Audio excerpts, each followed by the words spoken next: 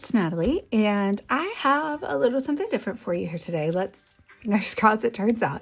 So I've been into felting lately.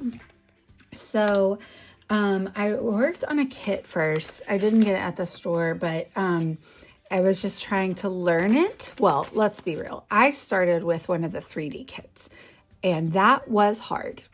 I suggest starting with a hoop project, okay?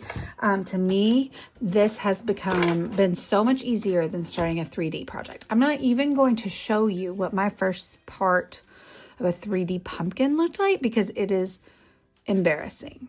We're not going there. However, needle felting on a hoop, such as you would use for an embroidery project or a cross stitch project, is helpful. But this was a big one. Like, this is probably true to size. It might even be a little bit bigger. So it was taking me a while, but basically it's really fun because it's pretty easy once you get the hang of it. And you just get to stab a needle over and over and over again, which I don't know about you, but I have a day job and this is really cathartic, one would say. But anyway, I wanted to show you this because you can see this has a finished project and it has like a little pattern. It has the picture and it tells you, like, you know, kind of color by number, and it tells you what to do on each one. So I thought, wouldn't it be fun to make my own felting project? I know it's a tall order, but I think I can do it because it's going to come from a place of love. So I decided that I needed to do my girl, Lola. So I printed some photos of her. I wanted to think Lisa Frank. I wanted to do non-realistic colors. I didn't want to try to do a realistic looking dog because if I got the color wrong, it might not look right. But I thought if I got the color Lisa, then it would look amazing. So I went onto just a silly little AI app that I have for free. And I transformed a picture I have of her where she's happy in the car and smiling and looking at the camera. And I just transformed it into this kind of like Lisa Frank picture. And then I just printed a few different sizes. And I love to craft. I love to shop at a cherry on top. I also love to incorporate found items and other things into my crafting. So my mom gave me these from a bazillion years ago. From the Dollarama, 2 for $1. They're decorative frames. And at first I did, look, 1988. You guys, these things are almost as old as I am. Wow. So I did think that these were like an embroidery hoop, but in fact they're not, but that's okay. So they're just little frames with no back, but so they're like embroidery hoops, but it's not going to be sturdy enough for me to, you know, use to make the craft. I'm just going to place the craft inside once we are done. So it just pops out. I've got a big thick piece of cardboard and then like a clear frame, which I'm probably going to not even use or use as more backing because it's going to have that textured felting.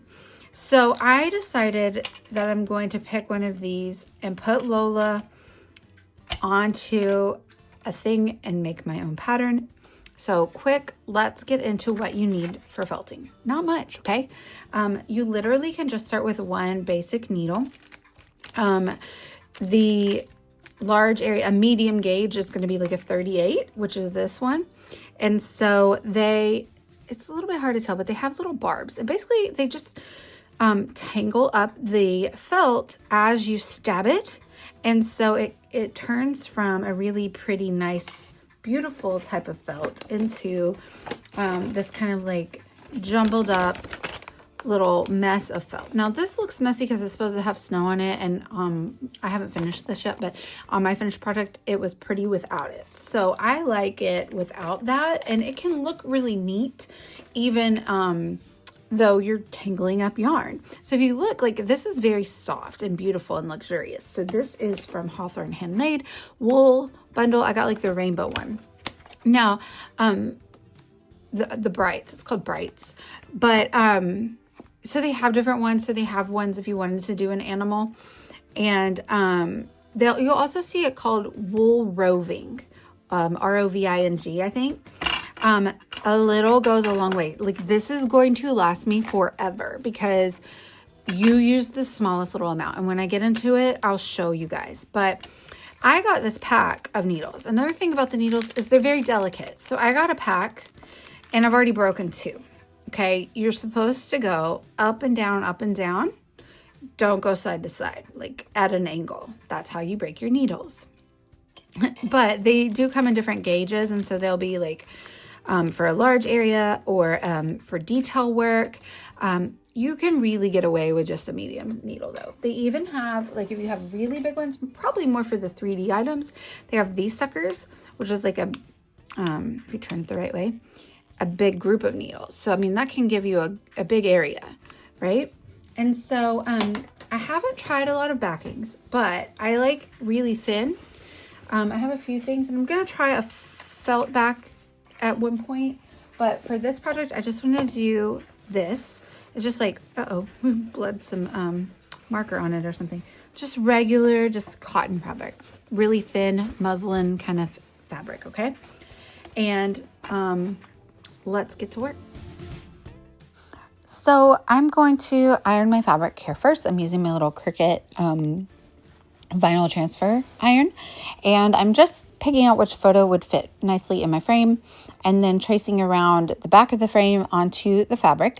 That will all be hidden, so you won't be able to see the pin at all, but you also could use one of the disappearing pins that you can get for stitching. And then I am going to trace the photo onto some tracing paper because I couldn't really see it well through my fabric. So I'm going to trace it onto this tracing paper, and then I'm going to kind of just set it on top of the fabric and just draw it. She looks like a Muppet, but it's fine. And the drawing even looks worse when I put it on the fabric, but I'm going to be just following along with the photo. It's just a guide, and everything will be covered up by the wool, roving, or you know, the beautiful wool that we stab into the piece. So another important part that you need when you're felting is a foam block. So I'm showing you the actual project because I was stealing the foam block from it behind it. And so it's a real nice, big, thick piece of foam, but you just need something for your needle to stab into so that it doesn't get broken or dull. And so you can see I'm going through with my roving here, and I'm just pulling out the tiniest little bit. And then I'm just kind of working it in my hands, wadding it up into a little bit of a tangle already. And you'll see as I progress. So to me, if you're going to fill out an entire space on your project and make it really tight, then you want to put it in a ball. What you'll see me doing here by the end is not making it into a tight ball before I put it onto the things so that it kind of has a flowy quality like her fur. But at first, I am starting here keeping it really tight onto my canvas. And so what you'll see here is when I start stabbing it in, that's what makes the wool stick onto the canvas or the fabric, if you will. But the more that I stab it in one spot, the tighter it becomes. If you want it to be big and fluffy, you just don't stab it as much. Or you add additional on top. So you will see that as well. You'll see me layering it up. So there you see me going in with quite a bit of a bigger piece of the wool. And I'm mixing the colors together as well. I'm mixing white with some pink, with some purple, and that gives you a really nice variegated look. It also could change the way it looks once you add it to the piece, depending on how you wad it up into a ball or if you twist it into a line. There I go in working on her nose. And so I started with a really tight, thin, really tight little black ball, and I am making that very I don't want it to be fluffy, you know, I don't want her nose to be fluffy, and so I stabbed it in there really well. So there you can see I'm kind of changing the tactic that I'm taking because I realized I wanted her fur to be flowy. So I am not wadding it into a circular pattern before I start stabbing it in and kind of leaving it in a long ribbon, if you will. And then I'm even not even entirely stabbing in the ends. I'm just kind of like tacking it down enough, but leaving it nice and fluffy. But again, I'm doing these colors, the Lisa Frank inspired. And so I am even going back in and covering them up at the end with a little bit more white. So you can kind of see the colors underneath, but then you can see the white, more realistic fur type hanging down over the top. This is the eye bits. And so I'm about to put the picture up that I was going by so you can kind of see what we're doing here. And it's hard to see because it's not zoomed in as much, but around each of her eyes, you have the black pupil, and then the AI filter that I put on it turned it this like cute little turquoise color. So I'm keeping the eyes, just like the nose, really tight when I'm going in. And so I'm doing extra stabs into that and not keeping it quite as fluffy and flowy and not adding as much. You do want to work in small segments, and it's always better to, not add as much. You can always go add more on top, right? But it's a little bit harder to take some away, but you can take some away. I did mess up at one point and just kind of like fluffed it up a little bit, kind of pulled it out with my needle and then cut it off. I trimmed it off. So what you see me doing here is the eye had an outline. So I just take a very, very thin, long string of the black, and you can outline. And I could actually have outlined the whole thing almost like a cartoon or like a drawing if I wanted to, by just adding a thin black little string all the way around. And this is a perfect example of when you might want to use one of those smaller gauge, the higher gauge needles will give you a more fine, defined area. But again, all you have to do is just stab it more times in that area and it will make it less fluffy, give it a more defined look. I do this a lot in between the colors when I want them to not overlap, when I don't want them to kind of variegate together. I will stab directly in between the colors and it will give it a more defined look. That's kind of where you can see where I've put those black bits in her hair. Now, here I go in and I'm just adding more white on top because I decide that the white really softens it up. I want to keep it nice and fluffy, but I'm also building out her face on either side of her cheeks. She kind of has like a happier, wider face because she's smiling. And you can see this took me a while because at the beginning of the video, I don't know if you noticed, but I had gray nails.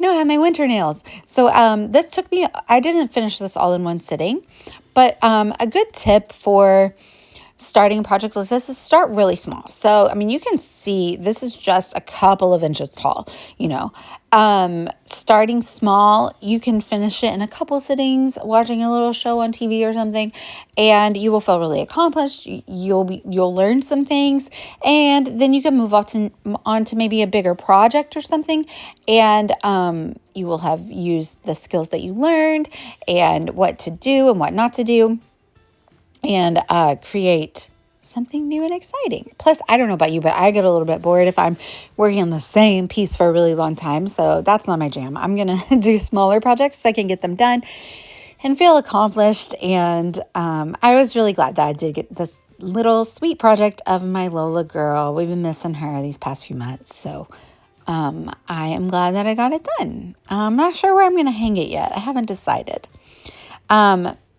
But I hope you have enjoyed this. Check out the A Cherry on Top blog. I have some more like detailed written down tips over on the blog today.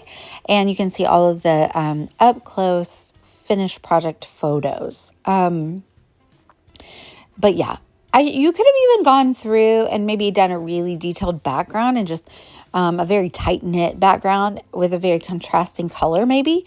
But I was happy with leaving it white on the background. Again, once I put the frame on, you're not going to really be able to see a lot of the background. But I'm adding that detail to her tail, or to her tongue, sorry, because in the photo, she has her tongue out and it's so cute, but otherwise it would just look like a pink blob. But you can kind of see a crease in the middle of her tongue. So adding, again, one of those really thin ribbons of black down the middle, keep it really tight, stab it a lot of times, and it just really accentuates. that's about all of the tips that I had. Oh, another fun thing is once I put the frame on, you could even go in a little bit afterwards and kind of add more to make it kind of go outside the frame. I like the fluffy, I love dimension when I'm doing any project. So I zoomed in on the photo of her a little bit so you can kind of see how it looks. But here I go, and I'm adding the frame back on.